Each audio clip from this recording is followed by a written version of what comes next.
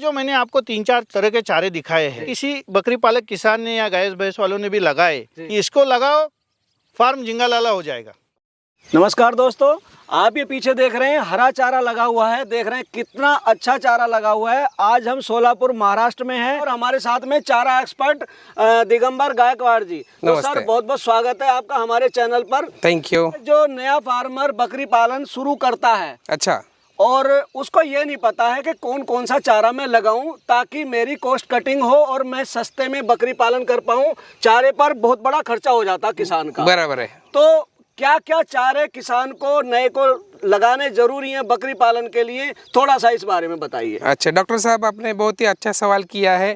जैसे कई सारे लोग जैसे महाराष्ट्र में है, महाराष्ट्र के बाहर है, पूरे भारत भर में है, मुझे कॉल आते हैं क्योंकि मैं 2014 से इस फील्ड में हूँ। हरे चारे का एक्सपर्ट करके कहलाता हूँ। एक समझ लीजिए कि हरे चारे का डॉक्टर हूँ, समझ लीजिए आप भी डॉक्टर है। तो उस हिसाब से लोग पूछते हैं कि भाई साहब आपने जो फार्म कर रहे हैं इतने सालों से, आपकी बकरियां जो हट्टी कट्टी दिख रही है, बड़ी बड़ी होती है, मोटी जाड़ी होती है, वो ज्यादा वजन वाली होती है, वो कैसे पॉसिबल होता है?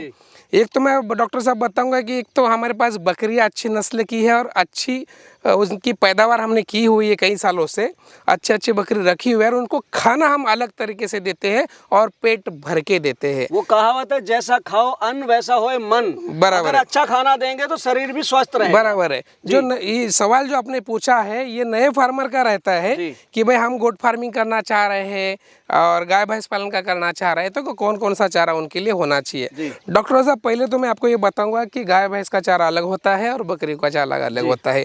बकरियां ओपन ग्रोजिंग में जो घूम रही है उनको हरा चारा झाड़ पत्ती जैसा पसंद होता है और पतला पतला ग्रास पसंद होता है। गाय भैंस का पेट मोटा होता है तो उनका जैसे मक्का हो गया, ज्वार हो गया, बाजरा हो गया या कई तरह के नेपियर हो गए, तो उनको पेट भरने के लिए बड़ी मात्रा में चारा होना जरूरी होता है। ऐसा नहीं है कि फिर गाय भैंस का चारा है वो बकरी नहीं खाएगी और बकरी का चारा गाय भैंस नहीं खाएगी। सभी प्रकार के चारा एक दूसरे में बहुत चाव से खाती है, लेकिन कुछ स्पेसिफिक है। तो हमारे साथ जो या फार्म पे जो ओनर है इस फार्म के, जहाँ पे हम चारा शूट कर रहे हैं, तो वो ओनर है, उनसे भी जानते हैं कि मैंने जो चारा बताया हुआ है क्या सही है या नहीं है। ये हमारे साथ जो है जो लक्ष्मण टकले जी है। आपने हमारा सवाल सुन लिया है। हाँ, थोड़ा इस बारे में बताइए कि बकरियों के लिए कौन कौन सा चारा सबसे बेस्ट है। सर अभी जिस फील्ड में हम खड़े हैं वो है मलबेरी, जिसको शहतूत या तुती बोला जाता है। ये चारा जो है ये सबसे बेस्ट चारा है बकरियों के लिए। इसमें प्रोटीन की मात्रा लगभग 50% के करीब है। ये चारा अगर आप बकरियों को खिलाएंगे तो आपका अनाज या कॉन्सेंट्रेट जो बोलते हैं उसके ऊपर का जो खर्चा है वो बहुत कम हो जाता है। आपका पैसा उसमें बचता है और ये चारा बहुत ही पौष्टिक है और ये बड़े ही चाव से बच्चे खाते हैं। सर जो ग्रेजिंग करा रहे हैं ये उसका अल्टरनेटिव, हम स्टॉल फीड पर पाल रहे हैं बकरी, तो उसके लिए पत्ती देनी है, बाहर बकरियां चरने नहीं जा रही हमारी, उसके लिए बेस्ट चारा लग रहा है। देखिए आज के समय में स्टॉल फीड गोट फार्मिंग ही इंडिया में गोट फार्मिंग का फ्यूचर है। बाहर चराना तो पॉसिबल नहीं, जमीन की कमी है, इतना बड़ा देश है अपना, लोक संख्या इतनी है। तो स्टॉल फीड गोट फार्मिंग में आपको अगर बकरियों को सफिशिएंट चारा देना है तो कम से कम दिन में ज़्यादा से ज़्यादा पैदाइश देने वाला चारा जो है वो खिलाना चाहिए और सबसे हाई प्रोटीन वाला चारा खिलाना चाहिए। इसमें शहतूत एक बहुत बड़ा रोल निभाता है, तुती जिसको बोला जाता है। शहतूत के बाद कौन सा है सर? ये जो है इसको बोला जाता है हेक्सलूसन या दशरथ बोला जाता है। ये चारा प्रोटीन में बहुत बढ़िया सोर्स है, कम से कम 20% इसमें प्रोटीन है। और दूसरा यह है कि इसको बकरी पूरा खाता है, मतलब टोटल कंज्यूम हो जाता है। अभी मैं आपको बताता हूँ इसकी लगाने की विधि।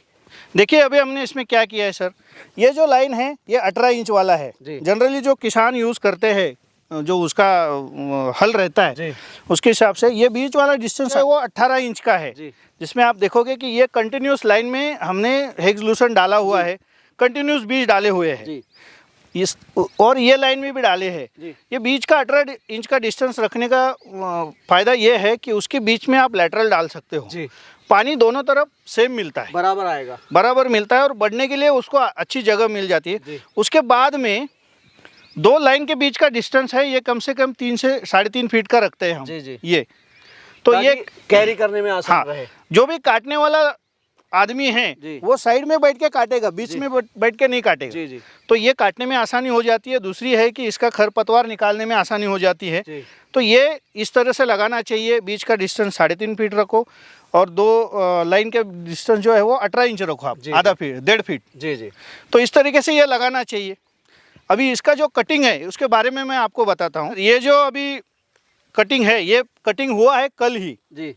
तो हम क्या करते हैं, इसको पूरा कटिंग करते हैं। अभी इसका कम से कम 15 से 16 कटिंग हुआ है, ये ऊपर तक बढ़ता है इतना। हाँ, 1-1 इंच करके भी हाँ, आप काटें हाँ, तो जैसे बढ़ता चला जाता है। बढ़ता चला जाता है और इसको फिर नया उग जाता है। जी। और कटिंग जो करते हैं वो नॉर्मली ये जो चारा है ये 3 से 4 फीट हाइट में आता है। ये देख सकते हो अभी ये कम से कम 4 फीट हाइट पे आया है। जी जी। तो ये चारा ये सीज़न में आना चाहिए। और दूसरा बात ये है सर, ये चारे में ये जो उसके बीज है वो लगने के और पकने के पहले, ये पकने के पहले चारा डालना चाहिए। अभी इसमें सबसे ज़्यादा प्रोटीन है। जी जी। तो सही तरीका काटने का ये है कि इसको आप हर 1.5 महीने बाद काट सकते हो। लगाने के 3 महीने बाद उसका पहला कटिंग आ जाता है। उसके बाद में हर 1.5 महीने बाद इसका कटिंग आप कर सकते हो और जैसे कटिंग करोगे वैसे चारा बढ़ता जाएगा। जी जी। और ये 10 साल तक चारा चलता है जी। अगर उसको अच्छे से मेंटेन कर रहे हो। हम हर कटिंग के बाद इसको बीच वाला जो है मिट्टी उसको हिला देते हैं और उसमें थोड़ा सा खाद डाल देते हैं, जो नेचुरल खाद है। निराई गुड़ाई कर देते हैं। हाँ, निराई गुड़ाई कर देते हैं जी जी।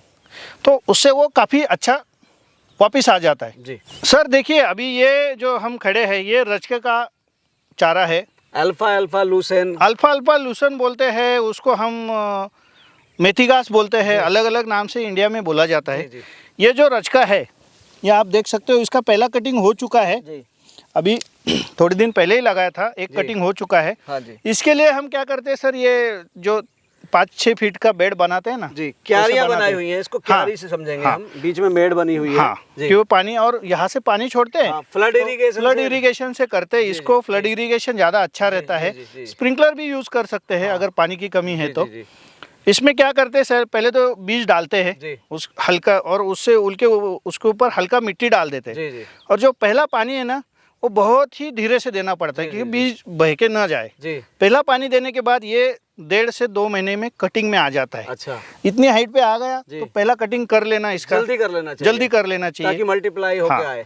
और पहले कटिंग में पूरा एक साथ काटना है जी। ऐसा नहीं कि आज थोड़ा काटा कल थोड़ा, वैसे नहीं करना। एक बार पूरा खेत काटना है। उसके बाद में ये बढ़ेगा। जैसे अभी देख सकते हो हमारा पहला कटिंग हो गया, इक्वल लेवल पे आया है। अभी इसके बाद में आपको जैसे चाहिए वैसे एक दिन में काटिंग कटते जाएंगे, पीछे से आता जाएगा। इस तरह से करना चाहिए। इसका प्रोटीन सोर्स बहुत अच्छा है। छोटे बच्चे जो है बकरी के वो इसको बहुत ही प्यार से खाते हैं। बकरी को ये चारा बहुत पसंद है। अगर आपने सब चारा डाल दिया तो उसमें वो पहले इसको खाएगी और बाद में बाकी का चारा खाएंगी। तो ये हर 20 दिन में कटिंग में आता है। पहला कटिंग होने के बाद में हर 20 दिन में आप उसको रिपीट कर सकते हो।